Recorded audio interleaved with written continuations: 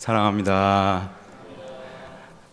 오늘 함께 읽으실 누가복음 7장의 말씀은 두 가지의 지명과 함께 또 두 가지의 예수님께서 행하신 이적이 기록되어 있습니다. 하나는 가버나움에서 행하신 백부장의 하인의 병을 고치신 이적 사건이고, 또 다른 하나는 나인성에서 죽은 과부의 아들을 다시 살리신 이적이었습니다.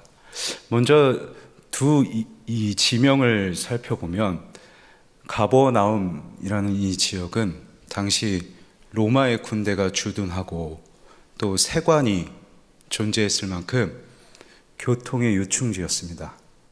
그리고 상업의 무역의 활주로라고 불렸던 지역이었습니다. 그래서 예수님께서도 이것을 사역의 거점으로 정하시고 이곳에서 가장 많은 설교도 하시고 가장 많은 이적을 행하기도 하셨습니다.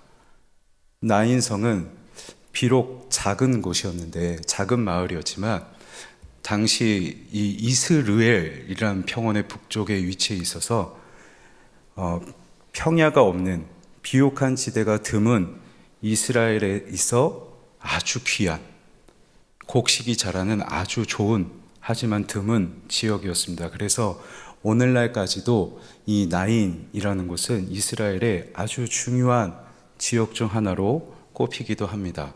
가버나움과 나인 두 지역은 분명 역사적으로나 지리적으로나 그 가치가 있는 지역인데, 그런데 이 두 지역엔 한 가지 주요한 공통점이 있습니다.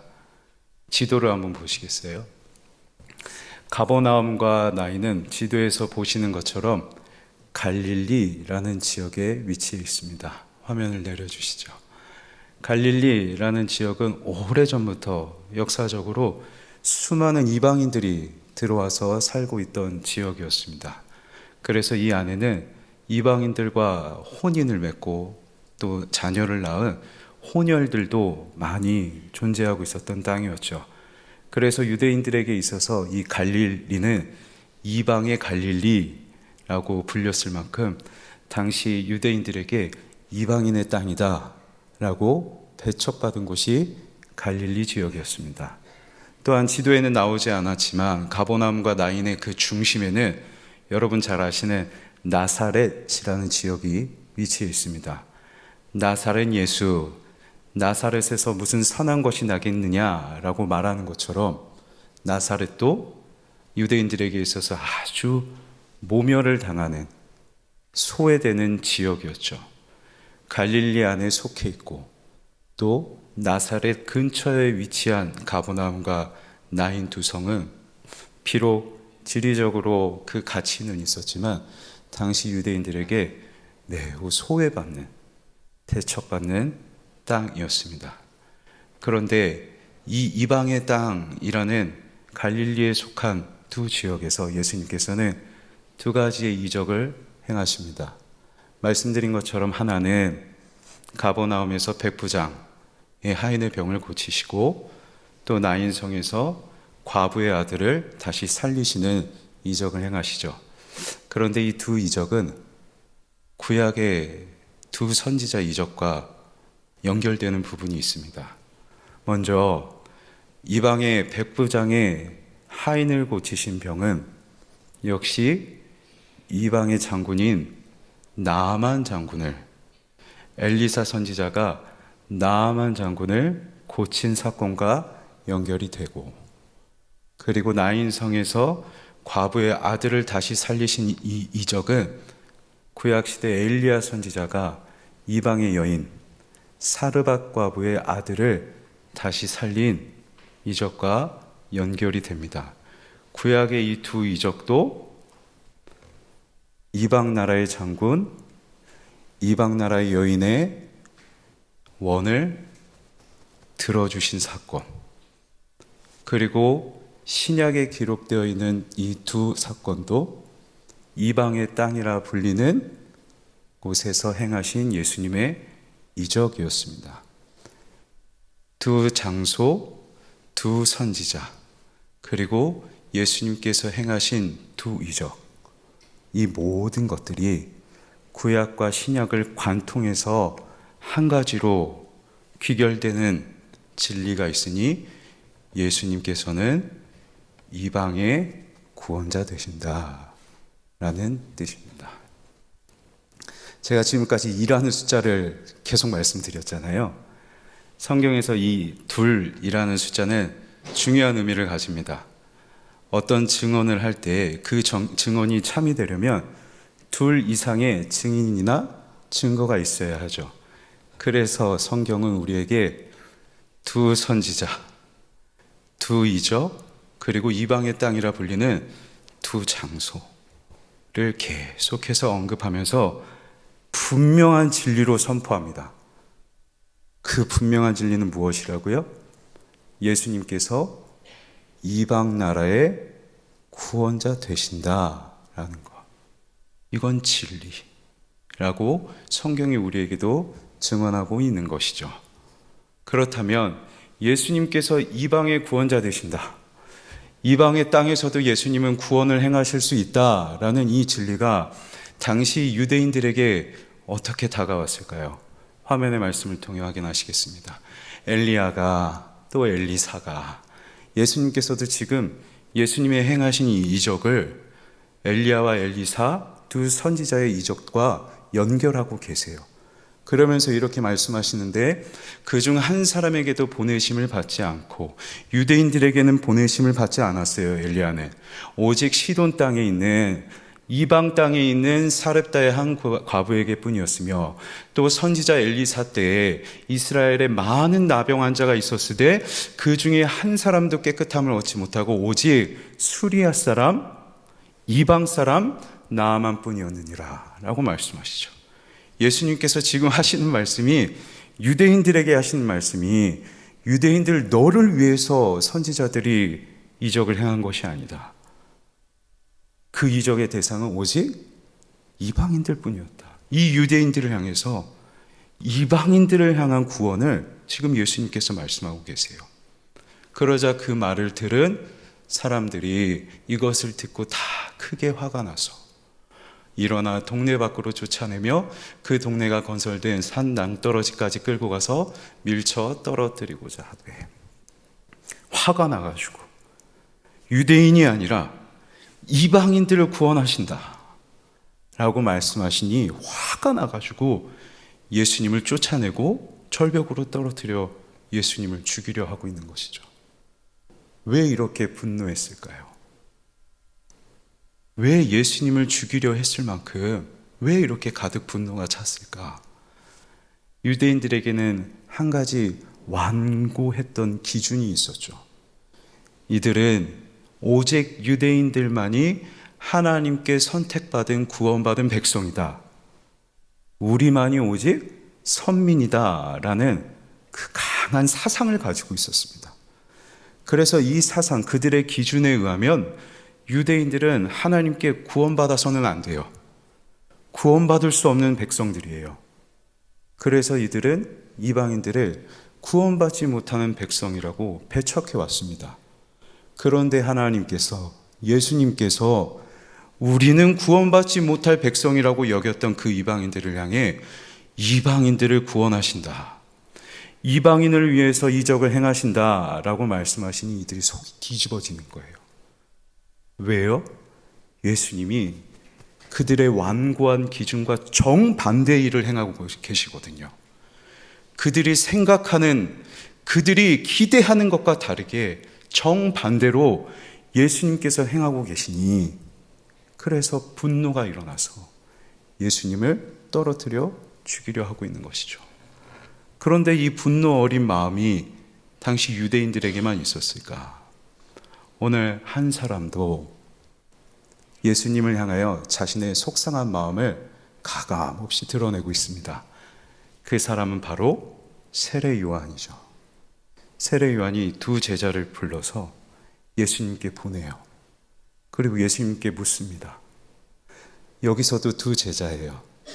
2명의 제자를 보낼 만큼 자신의 속마음을 분명하게 전하고 싶었을 것이고, 그리고 2 제자를 통해서 예수님의 분명한 대답을 듣고 싶었던 것 같아요. 세례 요한이 제자들을 통하여 예수님께 이렇게 묻습니다. 오실 그이가 당신이 온이니까 우리가 다른 일을 기다려야 하겠나이까? 쉽게 말하면 우리가 알고 있는 구원자 예수님 맞으십니까? 예수님께서 정말 우리의 구원자 맞습니까? 라고 세례 요한이 예수님께 이렇게 질문하고 있는 것이죠. 세례 요한도 이렇게 예수님께 질문한 이유가 있습니다. 그에게도 장차 오실 메시아에 대한 기대가 있었어요. 장차 오실 메시아는, 그가 바랬던 메시아는 강한 힘을 가지고 저 로마를 심판하고 이 땅에 심판주로 오셔서 로마를 심판하고 그리고 이 유대인들을 아주 부유하고 강한 나라로, 강한 민족으로 만들어줄 그런 메시아를 기대하고 있었던 것이죠. 그런데 그의 기대와 달리 아무리 예수님의 행보를 봐도, 아무리 예수님의 행보를 들어도 자신의 기대와 너무 다른 거예요. 나는 예수님이 나의 구원자라고 믿고 왔는데, 나는 그렇게 믿어왔는데, 나는 지금까지 예수님이 나의 구원자라고 믿어왔는데 예수님이 나를 위해서 행하시는 일은 내 기대와 너무 다른 거죠. 그래서 말하기를 정말 예수님 나의 구원자가 맞으십니까?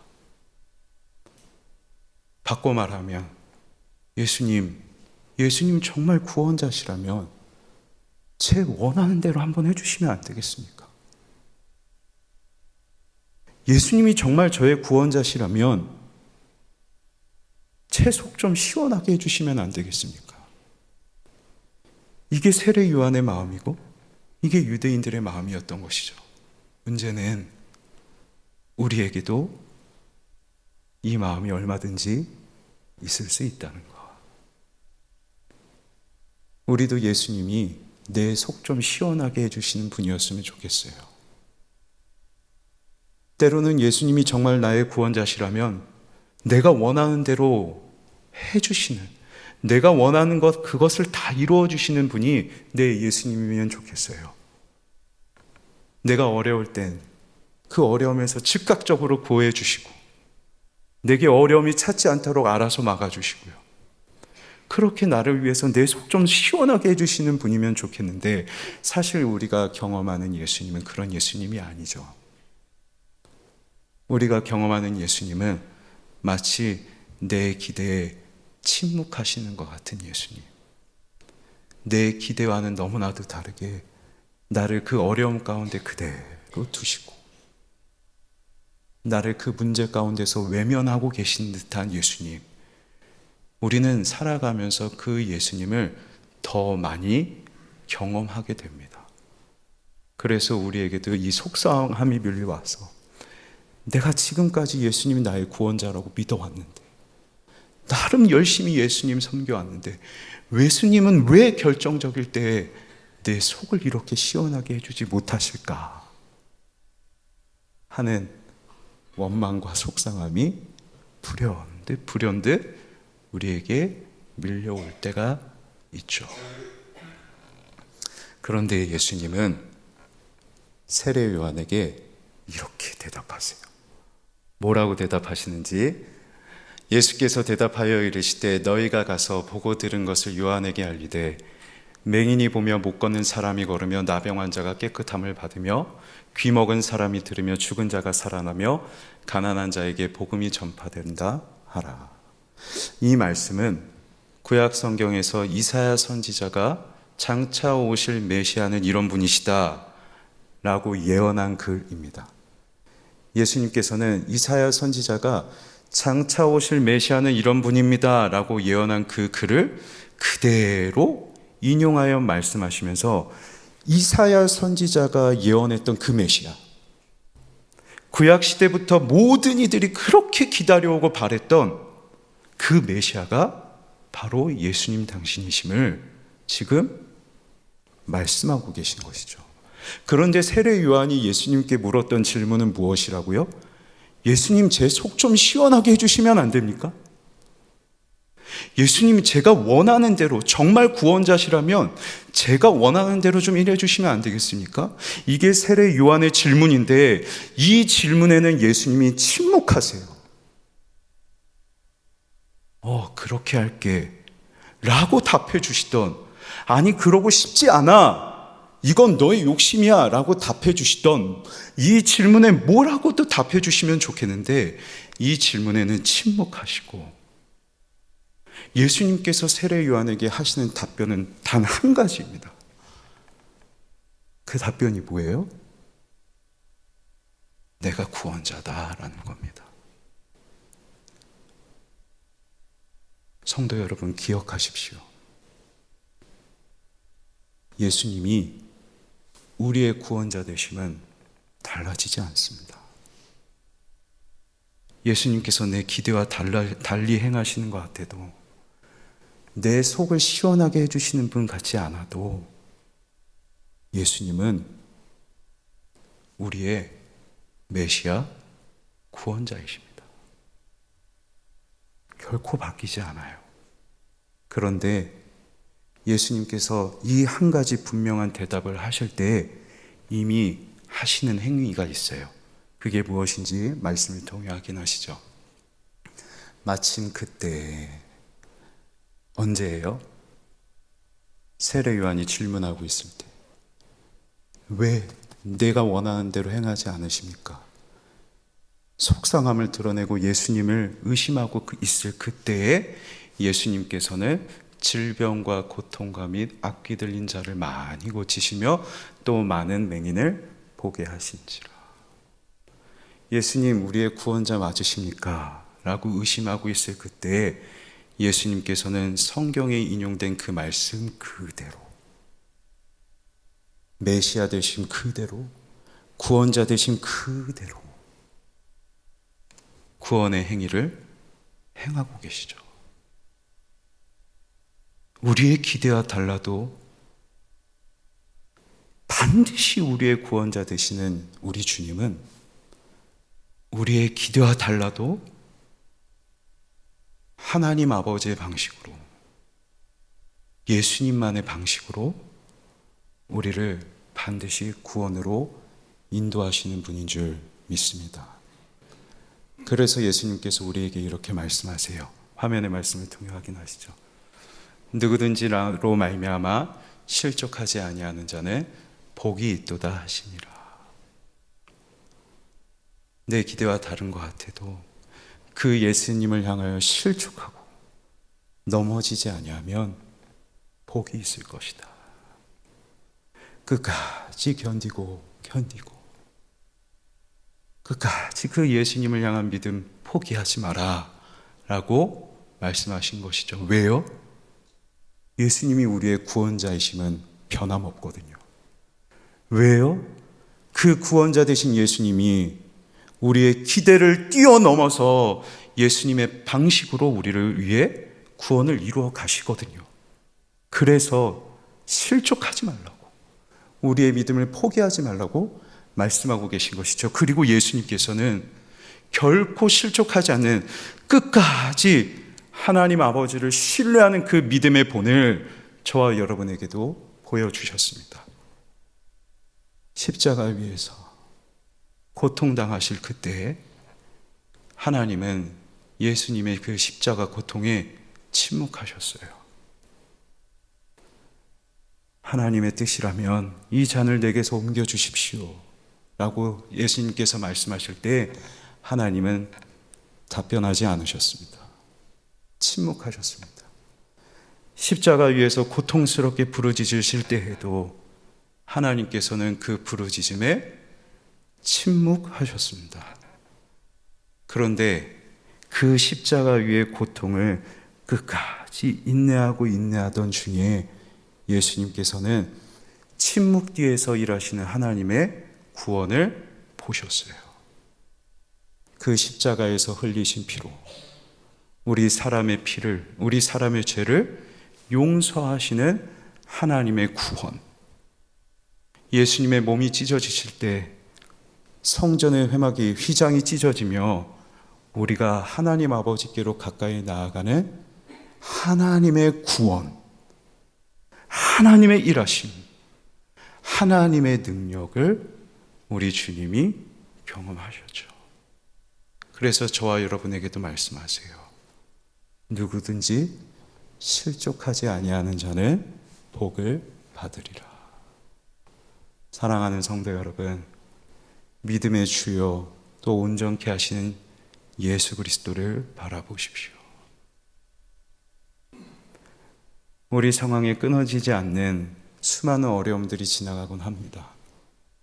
속 답답하고 왜 이렇게 하나님이 침묵하시는 것 같고 고통 가운데 그대로 두시는 것 같은 상황들이 매일매일 우리를 마주하죠.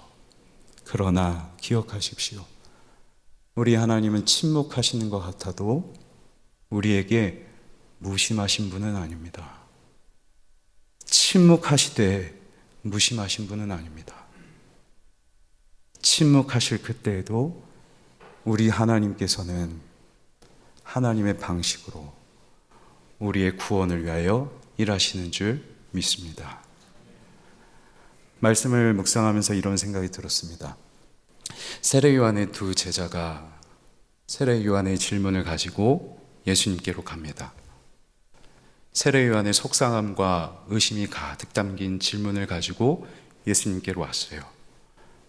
그런데 예수님께서는 다시 그 두 제자를 세례 요한에게 돌려보내시며 예수님께서 구원자 되심을 전하라 하시죠. 처음에 이 두 제자는 의심의 증언이 되어서 예수님께 다가갔습니다.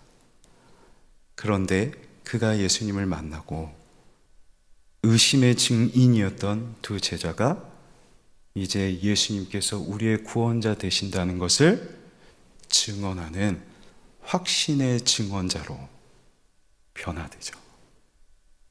저와 여러분에게 이런 변화가 있으면 좋겠습니다.